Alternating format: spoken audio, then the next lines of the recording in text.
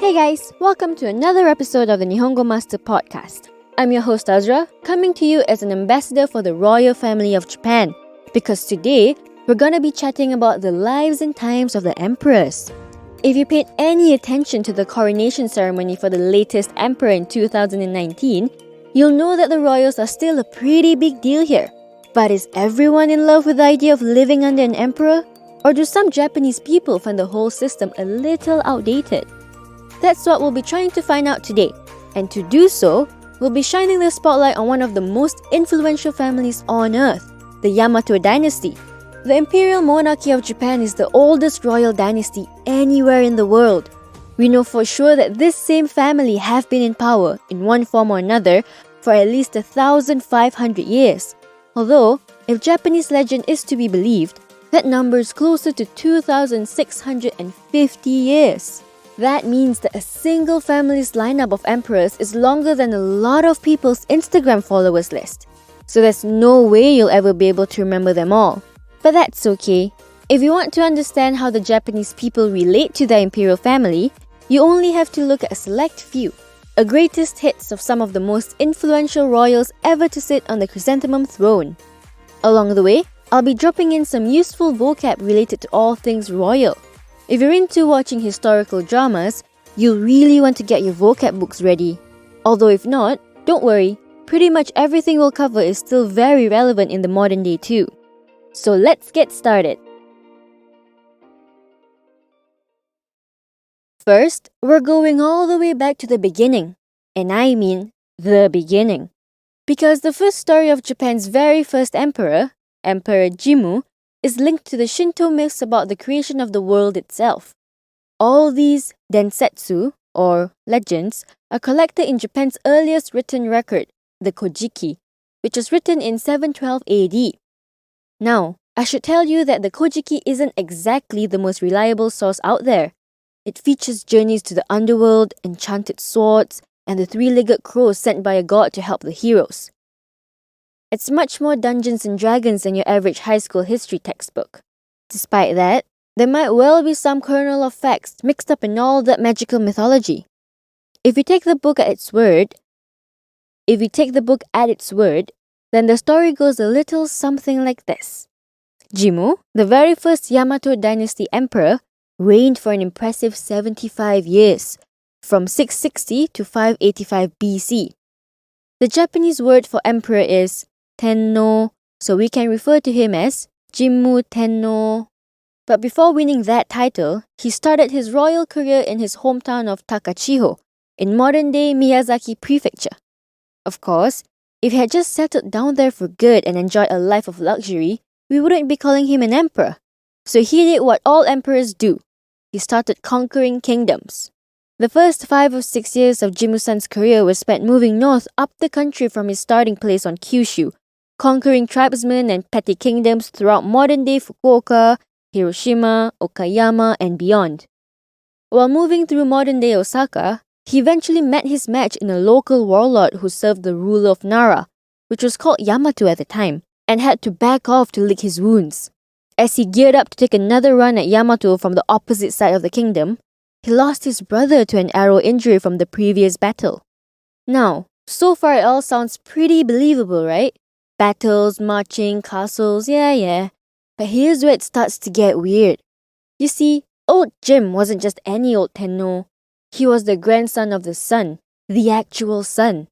Yep, it's said that the Japanese royal family can actually trace their lineage back to Amaterasu, the goddess of the sun, who supposedly painted the landscape of Japan into existence with the help of her 2 siblings. If you listened to our previous episodes, you'll know that Japanese gods are known as kami, but there's a special name for these OG deities, Amatsukami. Go back just a little further down the line to Amaterasu's grandfather, and you have the creator of the universe himself. That means the current emperor's ancestor is the god himself. I know that posh nobles have some pretty inflated egos, but even then, that seems a bit excessive. Anyway, for Gēmu, it meant he didn't just have to lay down and accept defeat like some stupid commoner. While he was making camp with his people, his godly grandma sent a mist that put a lot of them to sleep, Then she sent a vision to one of his advisors, which showed a magical sword hidden nearby, presumably giving +5 stamina and poison resistance.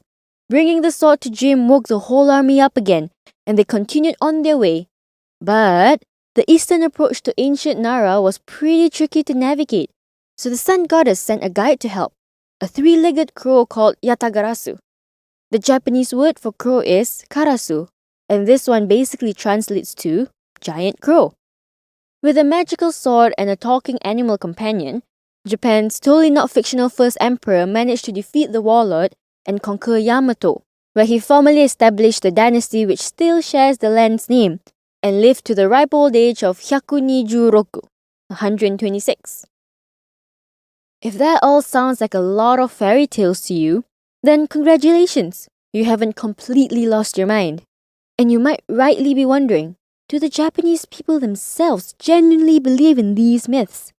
Well, the answer to that is pretty much a hard no. The Gēmu myth plays a noteworthy part in Shinto tradition, but in modern Japan you'd struggle to find anyone who takes them literally, besides maybe some hardline nationalist groups, but those guys are another topic altogether. Nowadays, it's widely accepted that these stories were written as remixes and adaptations of other myths and actual historical events, which were used to legitimize and stabilize the rule of the emperor in centuries past. See, if you're an ancient emperor, there's always someone who's looking to take your place. Japan has hundreds of competing clans who jostled for power. You might have seen some of the emblems of the more famous and powerful clans plastered on sightseeing spots around Japan. These emblems are known as mon, and they work much in the same ways as European family crests. They can feature anything from animals to weapons, but the most famous one is the Yamato Dynasty mon, which shows a chrysanthemum, or kiku, in Japanese. Anyway, as well as listing all of Jēmu's descendants up until the ruling emperor of the day, the Kojiki also gives lip service to some of the other major clans which were powerful back then, and set them up with some godly ancestors of their own. If it's not clear enough already, I'm saying that it was basically a way for wealthy posh folk to massage their giant egos I mentioned before. Surprise, surprise. Now, on to our vocab recap for Emperor Gēmu. Densetsu, legend. Tenno, emperor, used by itself or as a title for an individual. For example, Showa Tenno. Amatsukami, the original heavenly gods in Japanese Shinto, who are a step above the gods of the earth. Karasu, crow. Mon, a Japanese family clan emblem. Kiku, chrysanthemum, the national flower of Japan and symbol of the emperor. Now for something completely different. We're gonna jump forward around 1,000 years to 593 AD for a healthy dose of girl power. If you pay any attention to Japanese news, you might think that there's no way Japan could possibly have ever had a ruling empress. Isn't it prohibited? Well, that legal ban is actually a pretty recent development. Throughout history, Japan has actually had 8 different empresses sitting on its throne. The longest reigning of them all was also the very first, Empress Suiko. As the 33rd head of the dynasty, she was the ruler of Japan for a full 35 years, from 593 to 628 AD. The years leading to her reign were a pretty rough time for Nippon, with the death of 3 emperors in just 7 years. Suiko had started out as just another daughter of the 29th emperor, Kinmei, who was the first emperor that historians can actually verify the dates and details for, before going on to marry his successor, making her the Kōgo, a word meaning empress, but only as wife to the actual ruler. After the death of the 30th emperor, her husband and half-brother, then the 31st emperor, her full brother, and then the 32nd emperor, another full brother, who was assassinated by his own backers as part of a power dispute, the empress had to step in to stop all of the stupid boys from bickering over who came next. Genuinely, that was basically the reason for it. 2 clans, the Mononobes and Sogas, had fought a war over the last emperor, and it looked like they would be going at it again unless a neutral leader could step up to quieten things down. So that's exactly why Empress Suiko was chosen to take on the proper title of Empress, which is the same as for emperors, Tenno, making her Suiko Tenno. The head of the clan is called daimyo in Japanese, by the way. As it turns out, women are pretty good at leadership when given the chance. Who knew? Together with her nephew, the crown prince, they spread Buddhism, known as Bukkyo, throughout Japan, established diplomacy with China, and brought a lot of Chinese innovations to the country, including the calendar and political system. Even though Empress Suiko landed the gig through some pretty unconventional circumstances, it sounds like a win for women in Japan overall, right? So why is it that I've heard women are banned from becoming empress nowadays? Well, as it turns out, the throne room of the imperial palace was only made into a boys-only club in 1889 as part of new royal rules to go along with Japan's shiny new constitution. The politicians of the day wanted to make Japan a more modern country, and that meant taking some powers away from women, of course. So they modeled the new rules on Prussia's strictly male-dominated monarchy and called it a day. But in recent years, these regulations have been causing a huge headache for the royalists of Japan. In 2004, the Prime Minister gathered a group of legal experts to take a look into the laws and how they could be amended. That's because not a single son, or musuko, had been born in the royal family for 40 years, so they would be facing a legal crisis relatively soon if nothing was done. But before they could drag Japan's royal regulations out of the 19th century, one of the highest-ranking princesses fell pregnant with a boy, and all the people who were terrified of maybe having a woman on the throne one day breathed a sigh of relief. Nowadays though, people are starting to have the same concerns. The current emperor only has a daughter, or musume, meaning the politicians are scrambling to debate the issue all over again. The public seem pretty well in favor of it. In fact, over 80% of Japanese people support having an empress on the throne, according to a Kyodo News survey. But unfortunately, we'll have to wait to see what happens. This time, the talks weren't derailed by a baby on the way, but by the COVID pandemic, which has us all working from home and sterilizing our hands every 5 seconds. Who knows? Maybe after it's all over, we'll see a change to the laws, and Princess Toshi will go on to become the 9th Empress of Japan.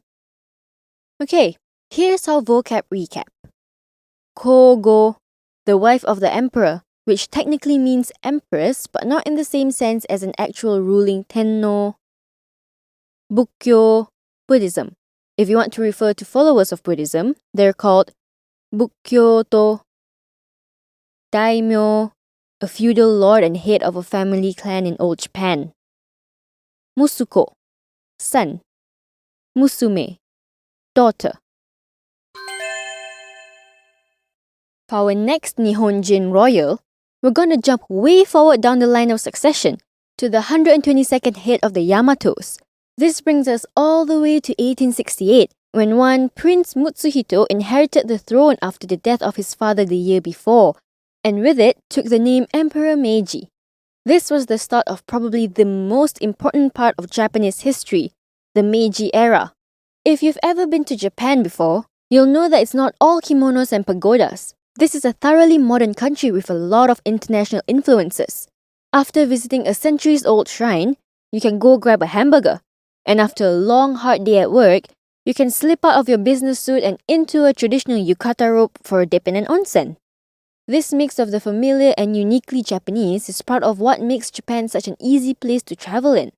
And for that, the first person we have to thank is Emperor Meiji. See, before the Meiji era, Japan was pretty much completely closed off to the outside world. But seeing how the rest of the world was racing ahead of them, some influential daimyo of the day decided it was time to leave the old feudalist ways behind. To do so, they had to get rid of the shogun, the military leader of Japan, who actually had more power than the emperor himself. From 1868 to 1869, supporters of the emperor and shogun fought each other in the Boshin War. Of course, you haven't seen any 21st century shoguns parading around on the news recently, so you already know who won. With his full power restored for the first time in almost 700 years, the emperor went about giving his country a total makeover. Meiji-san started wearing a European-style suit, ate meat regularly, something which was restricted under Buddhist laws for centuries, and invested heavily in bringing Western innovations onto the streets of Japan. This meant trains on the avenues and railways connecting the cities, flushing toilets and modern sewage systems, streetlights and paved roads, newspapers and the Gregorian calendar, and universities, daigaku, to educate the public. This was also when the craze for Western-style food, known in Japan as yoshoku, really took off. If you were born in Japan at the start of this era, by the time you were 40, it seemed like you were living on another planet entirely. Now, all that sounds great. Who doesn't love trams and toilets? But there was a darker side to all this modernization. Because at the same time, Japan was upgrading its military with lots and lots of deadly new tools. In fact, some of the samurai who helped put the Meiji Emperor on the throne found themselves at the wrong end of his new guns during the Satsuma Rebellion in 1877, as they felt shortchanged by the fact that they'd lost nearly all of the privileges they once enjoyed. After putting down the angry samurai, Meiji-san went on a bit of a rampage of wars, or senso, around Asia, conquering Korea, parts of China, Taiwan, and part of Russia. What's more, the government also fought a political war against Buddhism and promoted Japan's native Shinto religion instead. And for the first time ever, they started promoting the idea that the emperor himself was a literal Shinto god. Now, as we spoke about already, there was always a connection between the monarchy and the Shinto gods, but nobody ever really worshipped the emperor directly. That all changed in the Meiji Era, and the government even started mailing out pictures of the emperor for people to worship in their homes. Things kind of went a bit crazy, and Japanese nationalism was at an all-time high.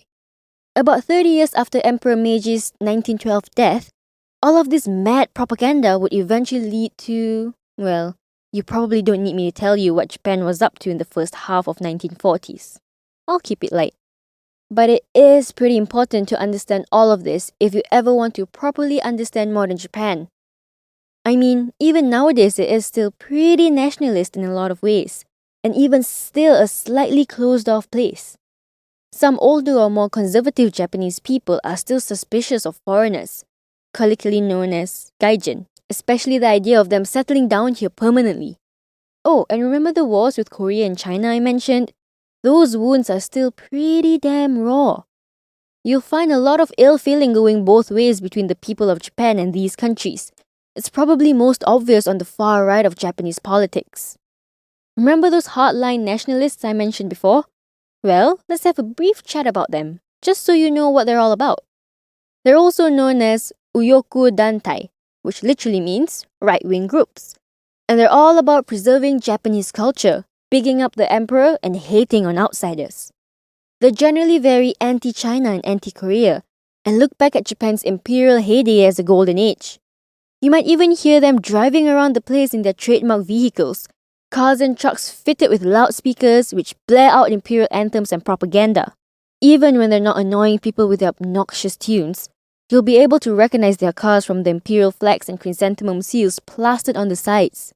They're easiest to spot out and about on Japan's National Foundation Day on February 11th, called Kenkoku Kinen no Hi in Japanese, which commemorates the day our mythical pal Gēmu supposedly founded the country. Now, you're presumably not Japanese if you're listening to a Japanese language and culture podcast. So all of that talk of anti-foreigner nationalists might sound a little scary, but don't go cancelling your vacation. These people are just noisy fringe groups with a total membership of only around 100,000. For comparison, the Japanese population is 126.5 million, and almost all of them are extremely happy to welcome foreigners with open arms. Now let's get into our vocab recap. Daigaku, university, for example, Kyoto Daigaku. Yoshoku, Western-style food. Senso, war.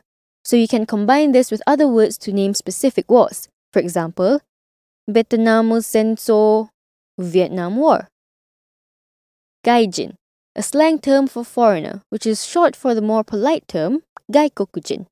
The first kanji in the word gai means outside and generally denotes foreign things like gaika, foreign currency, and gaisha, foreign cars.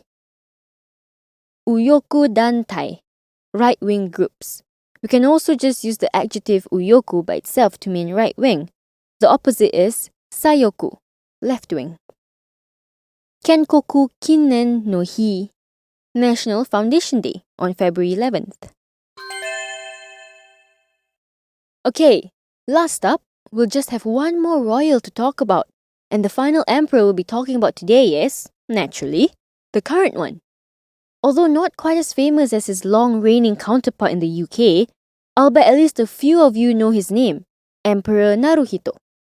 Since Japanese monarchs traditionally take a new name to match the new era they reign in, he's now technically named Emperor Reiwa.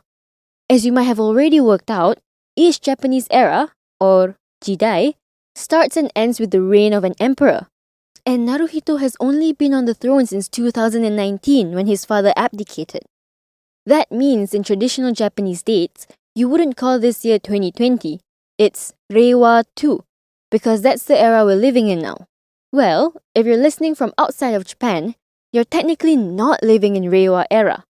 It'd be weird if you started filling out forms like that. But on some official Japanese documents, at the Ginko, that's bank, for example, you might see the year written in the era plus number format, so don't be confused. And you might well be wondering, who chooses the name for the era? I mean, Naruhito sounds nothing like Reiwa, so did he choose it himself or what? Well, actually, there is a whole very traditional process which goes into choosing a new era's name. When it became time to crown the new emperor, a special committee of language and literature experts convened to discuss which kanji should be used. If you're familiar with kanji, you'll know that there is a core stock of a few thousand which every Japanese person knows and uses. But on top of that, you'll find ancient texts and bumper dictionaries packed with up to 50,000. Don't worry though, you won't even have to scratch the surface of that to pass your basic JLPT. Eventually, the committee settled on two obscure kanji taken from ancient Japanese poetry, Rei, representing beauty, and Wa, meaning harmony, although they can be interpreted in various ways. The name of the era is no small thing in Japanese culture. People were eagerly awaiting the announcement, and it was the news on everyone's lips when the government revealed it on TV. Emperor Reiwa's enthronement ceremony was quite a big deal too. It took place in October 2019, about half a year after he took up the position, and representatives from pretty much every country on earth joined. The area around Tokyo's Imperial Palace, known in Japanese as the Kokyo, was also packed with royalists and tourists looking to absorb a little history in the making. If those crowds were any indication, it seems like the Japanese royal family is still doing pretty well. I mean, the English and Americans go mad for a UK royal kekkon shiki, that's wedding, and the younger generations of that particular royal family have a pretty good reputation. But is the same true nowadays in Japan? Well, yes and no. Naruhito and his wife, Kogo Masako, enjoy a pretty decent amount of admiration. Kyodo News put the figure somewhere around 75%, meaning about 3/4 of the country have a generally favourable opinion, or better. There's a lot to like about them after all. They're charitable, gentle, a little boring maybe. But even at that, there's still a sense among a lot of Japanese people that, well, they don't really matter. I mean, a lot of Brits say the same thing about their royals. Since they don't get involved in politics, they're basically just symbolic. That's even more true in Japan. Remember when I briefly talked about how the Japanese were encouraged to literally worship the emperor in the lead up to the war? Well, after it was all over, the Americans decided that idea had to go if they were ever going to move forward. The new Japanese constitution, called the Sengo Kenpo, stated that the new emperor was totally banned from participating in politics, and they even had the then emperor go on the radio and announce, "Hey guys, by the way, I'm not actually a god, okay?" So nowadays, the Japanese royal family stay way away from all of that. The emperor is even less politically powerful now than in the days of the shogun. However, he is still the head of the Shinto religion, but all of those rituals take place behind closed doors to avoid emboldening those megaphone-wielding nutjobs we spoke about a few minutes ago. At any rate, Naruhito is a pretty popular emperor compared to his father, even though his Reiwa era isn't shaping up to be the best of times. Maybe, if he can modernize the royal family's image with a female heir, or some other 21st century revamp, he'll win over the other 25%. Or maybe he's a relic from a bygone age who needs to be ousted entirely. I'll leave that one up to you. On to our last vocab recap. Jidai, era, for example, Meiji Jidai. Ginko, bank. Kokyo, the imperial palace in Tokyo. The word literally means imperial residence. Kekkonshiki, wedding. If you want the verb for to get married, it uses the same first part of the word, kekkon suru. Kenpo, constitution. This goes for all countries' constitutions around the world. For example, the most famous is of course the Beikoku Kenpo, the US Constitution. And that's all for today. 4 very different emperors and empresses who reveal 4 very different facets of Japanese culture and society. I'd say that understanding the lives and times of these 4 rulers is pretty key to understanding modern Japan and how it came to be. It's a place of ancient myths which still affect and enrich daily life. A place where women can often be relegated to the sidelines. A place where national identity has a sometimes ambivalent relationship with the outside world. And where, despite all that, a vast majority of the people continue to update their attitudes to fit with the modern times, while still hold on to their unique traditions and heritage. I hope you were able to add some jewels of vocab to your Nihongo crown along the way. And if you're interested in picking up some more Japanese for yourself, you can find us on Twitter, Facebook, Instagram, and the official website to learn more about our innovative online learning system. Thank you so much for listening in. I hope you'll join me next time as well, where we'll be diving into another part of Japan's unique culture. Mata ne!